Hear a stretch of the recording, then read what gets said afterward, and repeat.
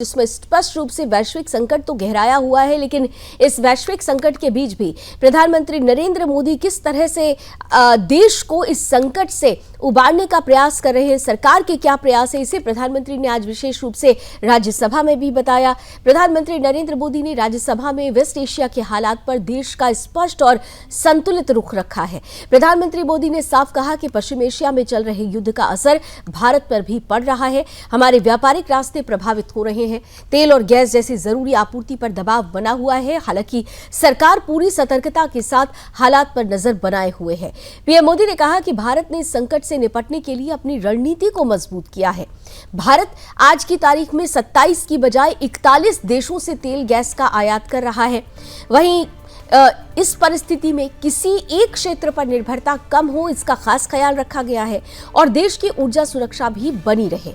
हालांकि प्रधानमंत्री ने यह भी स्पष्ट किया कि भारत के पास 53 लाख मीट्रिक टन से अधिक का रणनीतिक स्ट्रैटेजिक पेट्रोलियम भंडार मौजूद है, जिसे बढ़ाकर 65 लाख मीट्रिक टन तक करने की तैयारी चल रही है। ये बातें उन्होंने कल भी लोकसभा में रखी थी। आज भी स्पष्ट रूप से कहा कि जो हमारे पास तेल भंडारण है उसको बढ़ाने की जो कोशिश है वो लगातार चल रही है और इसीलिए जो आयात का सिलसिला है 27 देशों से बढ़ाकर 41 देशों तक किया गया है।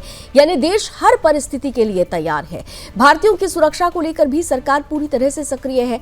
पीएम मोदी ने बताया कि अब तक 3,75,000 से ज्यादा भारतीय सुरक्षित देश लौट चुके हैं, जबकि ईरान से ही हजारों भारतीयों की वापसी सुनिश्चित की गई है, जिनमें 700 से ज्यादा मेडिकल छात्र भी शामिल हैं। प्रधानमंत्री नरेंद्र मोदी ने आगे कहा कि स्ट्रेट ऑफ हॉर्मुज जैसे महत्वपूर्ण व्यापारिक मार्ग को बंद करना किसी भी स्थिति में स्वीकार नहीं होगा। कमर्शियल जहाजों पर हमला और बाधा डालना वैश्विक अर्थव्यवस्था के लिए खतरा है। हालांकि भारत का रुख पूरी तरह संतुलित और जिम्मेदार है। पीएम मोदी ने साफ कहा है कि तनाव खत्म होना चाहिए और हर समस्या का समाधान बातचीत के जरिए ही निकलना संभव है। भारत लगातार सभी पक्षों से संवाद की अपील कर रहा है और शांति बहाली के लिए भी प्रयासरत है। मोदी सरकार ने ऊर्जा, बिजली, अन्न और आपूर्ति से जुड़े हुए हर सेक्टर में तैयारी को मजबूत किया है ताकि देश के भीतर किसी भी तरह का संकट ना आ पाए। प्रधानमंत्री नरेंद्र मोदी का यह बयान साफ करता है कि भारत न केवल अपने हितों की रक्षा के लिए पूरी तरह से तैयार है, बल्कि वैश्विक शांति और स्थिरता के लिए भी जिम्मेदारी से अपनी भूमिका निभा रहा है।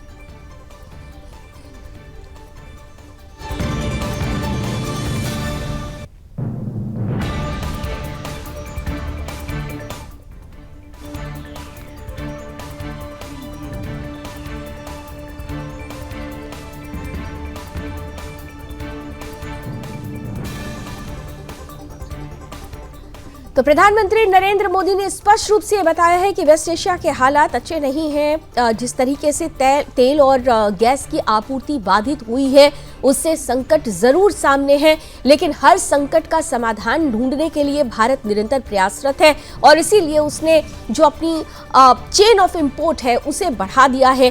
पहले 27 देशों से तेल और गैस का आयात किया जाता था, लेकिन अब इस श्रृंखला को बढ़ाकर 41 कर दिया गया है।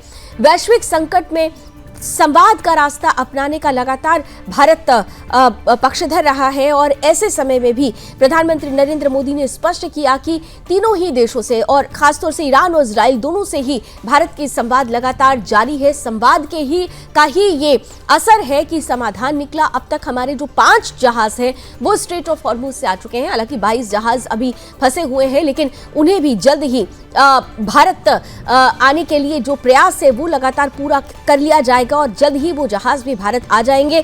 इन सब के बीच आपको बता दें कि 16, 17, 18 यानी 16 मार्च, 17 मार्च और 18 मार्च को 3 बहुत महत्वपूर्ण जहाज थे जो भारत पहुंचे थे। कई लाख मीट्रिक टन पेट्रोल के साथ और एलपीजी के साथ वो पहुंचे हुए थे। शिवालिक हो, नंदा देवी हो या फिर जग लाडकी हो, लगातार भारत इन जगहों से जो खास तौर से इस ईरान इजराइल युद्ध से प्रभावित है उन देशों के राष्ट्राध्यक्षों के साथ संपर्क में है और लगातार भारत का ये प्रयास है कि किसी भी संकट से जूझने के लिए जो प्लान होता है वो प्लान हम पहले से तैयार करके रखें। हालांकि प्रधानमंत्री नरेंद्र मोदी ने एक बड़ी महत्वपूर्ण बात कही है। उन्होंने कहा कि जब कभी भी ऐसी वैश्विक संकट आते हैं तो उसका असर लंबे समय तक रहता है, इसलिए भारत को आत्मनिर्भर बनने की जरूरत है और उन्होंने स्पष्ट रूप से कहा कि भारत इस दिशा में आगे बढ़ भी रहा है। पश्चिम एशिया में चल रहे इस युद्ध को 3 सप्ताह से अधिक का समय हो चुका है। इस युद्ध ने पूरे विश्व में गंभीर ऊर्जा संकट पैदा कर दिया है। भारत के लिए भी ये स्थिति चिंताजनक है।